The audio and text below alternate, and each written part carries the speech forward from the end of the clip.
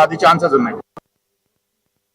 సిద్దిపేట జిల్లా జగదేవ్పూర్ మండలంలో కలెక్టర్ హైమావతి పర్యటించారు. తిమ్మాపూర్లో డెంగ్యూతో మరణించిన మహేష్, శ్రవణ్ కుమార్ కుటుంబాలను పరామర్శించారు.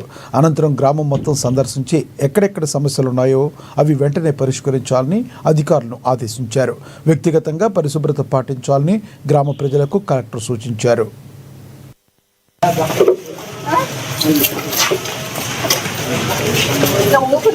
నీళ్ళు కనుక పెడితే కనుక పిల్లలు అయిపోయి అట్లా సన్డేస్కి దోమలు పిల్లలు అయిపోయి అందరికి కుడత మొదలు పెడతాయి. ఇవన్నీ ఉండకూడదు. చూసా కొబ్బరి చెట్లు అన్నీ కాదు. గ్రామ పంచాయతీలు ఎవరైనా సరే చెత్త నిల్వ చేసినా నీళ్ళు సర్వే చేయించండి. వాళ్ళు ఇమీడియట్ క్లీన్ చేసుకొని ఒక 1 అవర్ టైం ఇవ్వండి. వాళ్ళు మాకు ఫీవర్ లేదు అని చెప్పడం జరిగింది. దానివల్ల అవకాశం లేకపోయింది. వాళ్ళు చెప్పకుండా ఆర్ఎంపీ డాక్టర్ దగ్గర అడ్వైస్ తీసుకుని ఆర్ఎంపీ డాక్టర్ దగ్గర ఇంజెక్షన్ తీసుకొని మెడికేషన్ తీసుకొని తర్వాత సీరియస్ అయిన తర్వాత వాళ్ళు ప్రైవేట్ హాస్పిటల్ హైదరాబాద్ అడ్మిట్ అవ్వడం జరిగింది. కానీ అప్పటికే సీరియస్ అవడంతో మరణించడం జరిగింది. అందువల్ల గ్రామంలో మేము అందరం కూడా మళ్ళీ డోర్ టు డోర్ మళ్ళీ ఫీవర్ సర్వే చేస్తున్నారు. మా డాక్టర్స్ పిహెచ్ డాక్టర్ అవైలబుల్గా ఉన్నారు. డిఎంహెచ్ఓ గారు కూడా ఆలోచన చేసినట్టు. అదేవిధంగా గ్రామంలో కూడా శానిటేషన్ చేయడం జరుగుతుంది. ముఖ్యంగా ఏం చెప్పేది ఏంటంటే ప్రజలందరూ కూడా విజ్ఞప్తి ఏంటంటే ఎవరు కూడా మీ ఇళ్లలో బయట వాటర్ మాత్రం స్టోరేజ్ చేయకూడదు.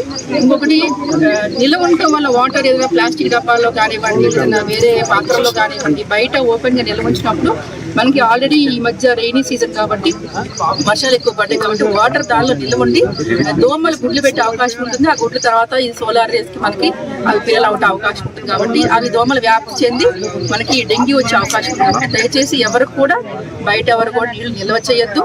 అలాగనే శుభ్రంగా క్లీన్ చేసుకొని ఉండాలి. పరిసరాలు పరిశుభ్రంగా ఉంచుకోవాలి.